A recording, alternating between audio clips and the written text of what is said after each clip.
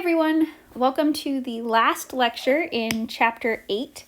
So this will cover where we left off last time. So this will be slides 49 through 58, or 49 through the end of the main PowerPoint, and this will correspond to chapter 8 lecture worksheet pages 6 through 8. So last time we left off talking about periodic trends. We talked about two of them yesterday. We talked about atomic radius, which is, the distance across an atom essentially. And then we talked about ionic radii, right? How does the radius change if your atom is charged? And then we talked about ionization energy, that energy needed to remove an electron. So today we are going to wrap up talking about periodic trends. We're going to talk about two more. One of those is electron affinity. The other is electronegativity. And then we're going to talk about just really briefly some properties of metals and nonmetals. So electron affinity is the energy released when a neutral atom gains an electron. So you can kind of think of this as being the opposite of ionization energy, right? Ionization energy was how much energy we needed to put in, right? How much energy we needed to use to pull an electron off of a neutral atom. This is how much energy is being released, right? So again, opposite, when a neutral atom gains an electron. So ionization energy is when we lose electrons, right? We're pulling them off. Electron affinity is when we gain electrons. Affinity tends to increase going across a period. So as we go from left to right across the periodic table, electron affinity tends to go up. They tend to, release more energy when a neutral atom gains an electron. But again, this is the tends to increase, right? There's going to be some exceptions, and we'll talk about those. And the reason that affinity tends to increase as we go across the period is that we have a larger effective nuclear charge. And so as we gain more protons, right, and we're not changing the number of core electrons, that was how we calculate effective nuclear charge, right, protons minus core electrons. This effective nuclear charge is going up. And so the attraction to the nucleus of those valence electrons is going up. And so this is why these atoms have a greater electron affinity. They have a greater ability to attract electrons because they have a larger effective nuclear charge, right? Those electrons they're trying to attract are feeling more positive charge from the nucleus. Again, more positives, that would be, more attraction. Affinity tends to decrease as you go down a group. So as we go from top to bottom, affinity is going down. And this is because the electrons that are farther from the nucleus are experiencing less nuclear attraction, right? As we get bigger and bigger and bigger atoms, those electrons that they're trying to attract are going into a very large shell on the outside, right? That shell is really far from the nucleus. And so when we were talking about Coulomb's law last time, right? Coulomb's law has, is inversely proportional to the distance. So as the distance gets larger between the protons and those electrons, then the attraction is getting smaller. Again, whenever we think about Coulomb's law, when you're thinking about these attractions, think about magnets, right? If your magnets were really far apart, they're not experiencing a lot of attraction to each other. So you can think about this with respect to affinity, right? If those electrons are really far out there, they're not experiencing much attraction to the nucleus. So affinity tends to decrease as we go down a group just because these atoms are getting bigger and bigger and bigger. And again, we're going to see some irregularities, like I said, due to the relatively small p orbitals. And so this actually, I think this this belongs up here. But anyways, the really small p orbitals. But I'll talk about that more as we move forward. So here's how we would write an equation for electron affinity. So we talked about this last time when we wrote about equations for ionization energy. But again, we're always going to write it in the gas state. So I have M as any, metal, non-metal. This is just some element M. And now it is gaining an electron. Okay, so a neutral atom plus an electron is going to make a negatively charged ion here, right, an anion, and it's going to release some energy, right? We just said this electron affinity, right? Energy released when a neutral atom gains an electron. So that is why the electron affinity is on this side, whereas ionization energy was on the other side, because we needed to put in energy to pull off that electron. So this is technically defined as an exothermic process, right? Because we have energy on the right there, right? The energy is in the product side, so energy is being released. But sometimes it may actually be endothermic. And the reason for this, right, if we think about like noble gases are an easy one to think about. If we think about noble gases, right, noble gases have 8 valence electrons. Noble gases don't want to gain electrons. They have 8, that's the name of the game in bonding, right? And so they don't want to gain any electrons. So their electron affinity is actually endothermic. You have to input energy to make these noble gases gain an electron. So that's not a favorable process. Similarly, the alkaline earth metals. So if we think about the alkaline earth metals, let's take magnesium, right? Magnesium has 1s2, 2s2, 2p6, 3s2. This 3s, right, that's that last shell for magnesium, it's full. It has 2 valence electrons, or 2 electrons in that s orbital, right? S orbitals can only hold 2, so it's actually pretty content having 2 electrons in that 3s. And so to make, if you had to have magnesium gain an electron, it would have to put that electron in the 3p, which is a higher energy orbital. So that is not a favorable process. So the electron affinity for magnesium would also be endothermic, because you'd have to input energy to make magnesium gain this electron. So we always define it as exothermic, but in reality, sometimes that value may be endothermic. And so the more energy that's being released, the larger the electron affinity. So the more negative the number you see, the larger that electron affinity. So when you're trying to compare them, you're looking for a really, really big negative number. So here's our electron affinity. So as you'll see, what I was just talking about with the noble gases, right? The noble gases have electron affinities that are greater than 0, right? These are endothermic. We would have to input energy to cause these noble gases to gain an electron. Similarly, right, these really small alkaline earth metals, we would have to input energy to gain an electron. So in general, like we said, electron affinity tends to increase going this way, with some exceptions, right? The noble gases don't want to gain electrons. Those alkaline earth metals, they don't really want to gain electrons because they have that full s orbital. But if you look here, nitrogen also doesn't really want to gain an electron. And so, otherwise, as we were going from left to right here, right, it was going up, except for nitrogen. And so the reason, right, if we think about nitrogen's valence electrons, we have, 2s, which is full.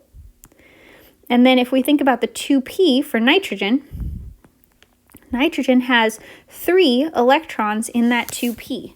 And so if it's going to gain an electron, it's going to put it here, right, in that first, 2p orbital. But there's already an electron there. And these 2p, right, the 2p is really, really small. It's our smallest p orbital because there's no 1p.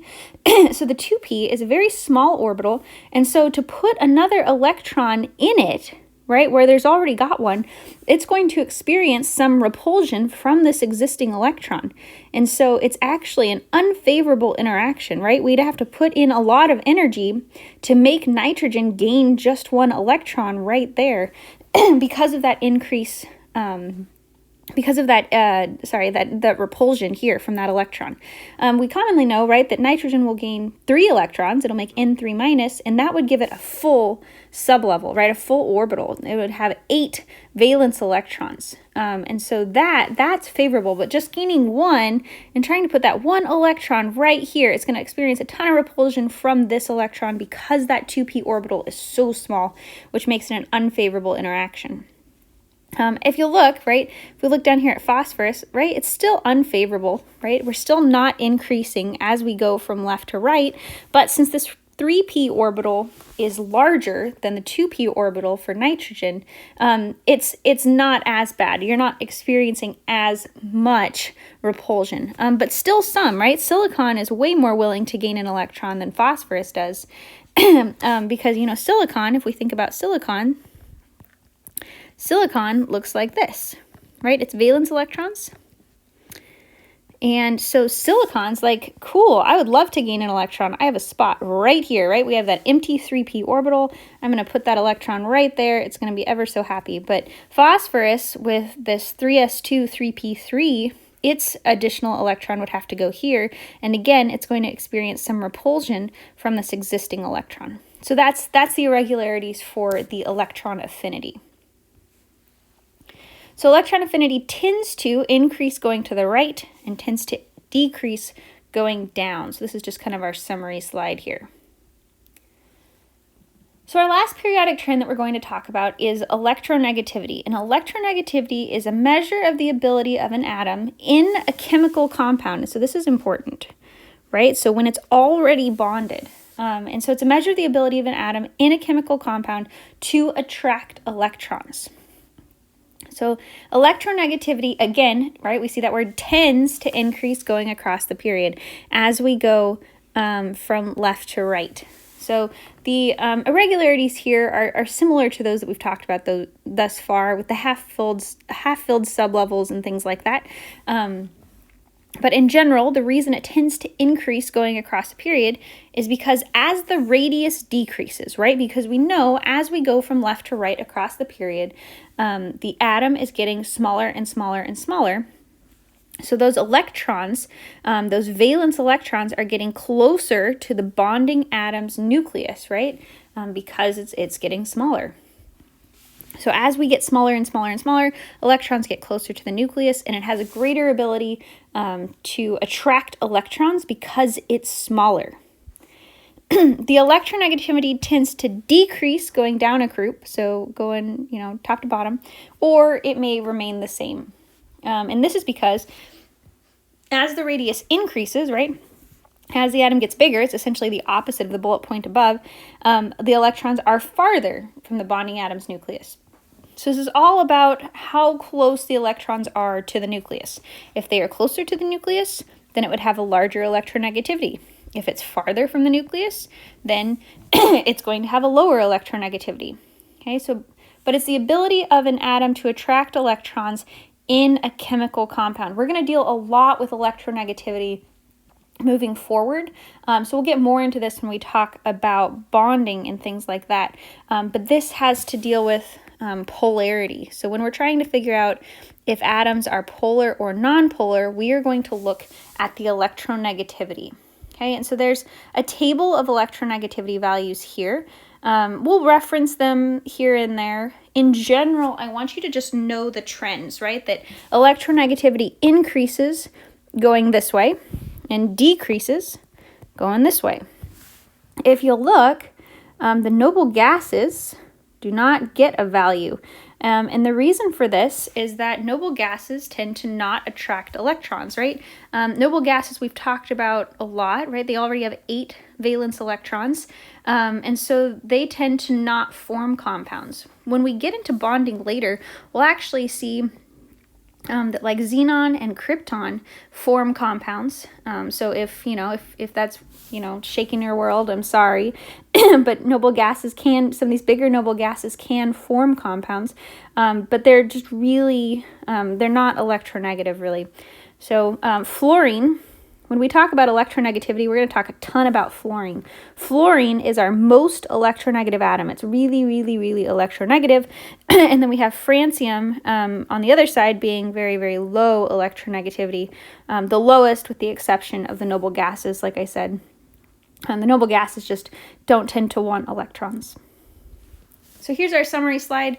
For electronegativity, it tends to increase going to the right, again, except these noble gases, and then it tends to decrease going down. And then our last topic for today is just some properties of metals and nonmetals.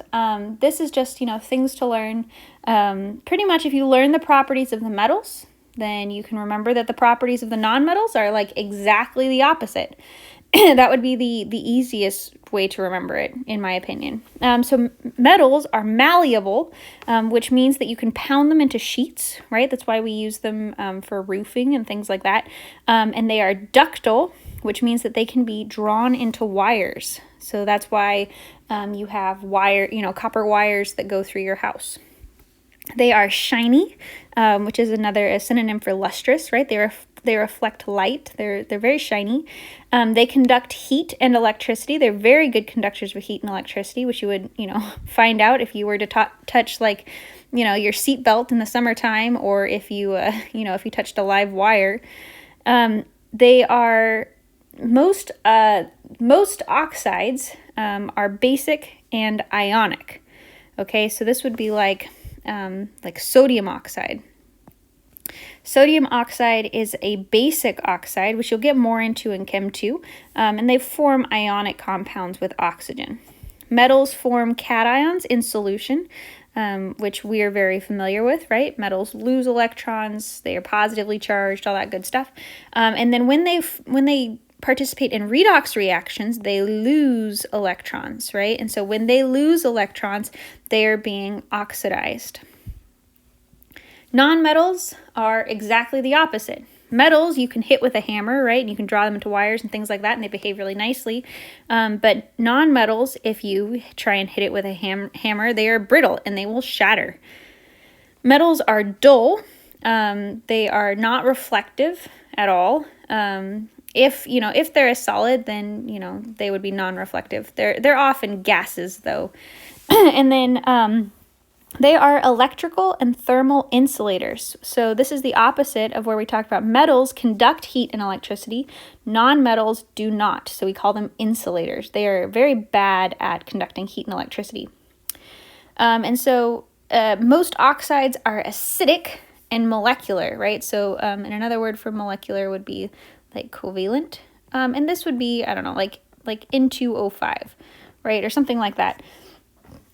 Most of these oxides act as acids, whereas the metals oxides will act as bases. Again, not super important right at this minute, but just fun facts for you to know.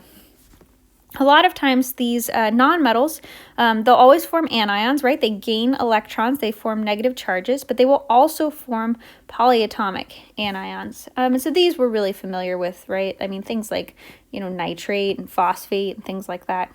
And then they will gain electrons in reactions, which means that they are being reduced. And so these, right, we're talking more about this in Chapter 9, this oxidation and reduction and how to balance these types of reactions.